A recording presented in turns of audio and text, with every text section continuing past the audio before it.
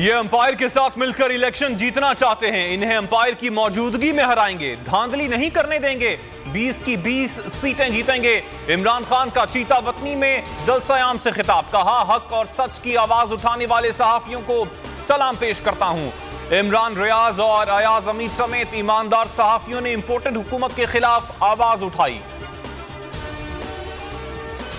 सहाफी इमरान रियाज की गिरफ्तारी के खिलाफ पीटीआई का शहर शहर एहतजाज। इस्लामाबाद, कराची, लाहौर, पेशावर और हैदराबाद में कारकुनान के मुजाहिरे।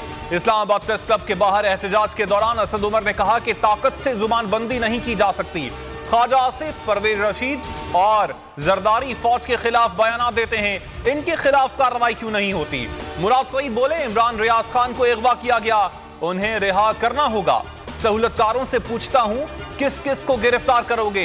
ये 20वीं सदी है, हर पाकिस्तानी सोशल मीडिया इस्तेमाल कर रहा है।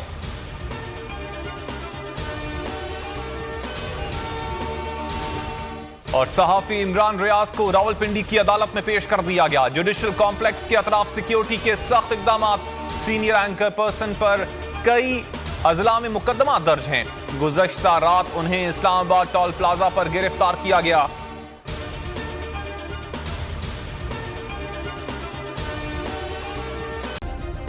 सब्सक्राइब करें और बेल दबाएं ताकि कोई खबर रह न जाए।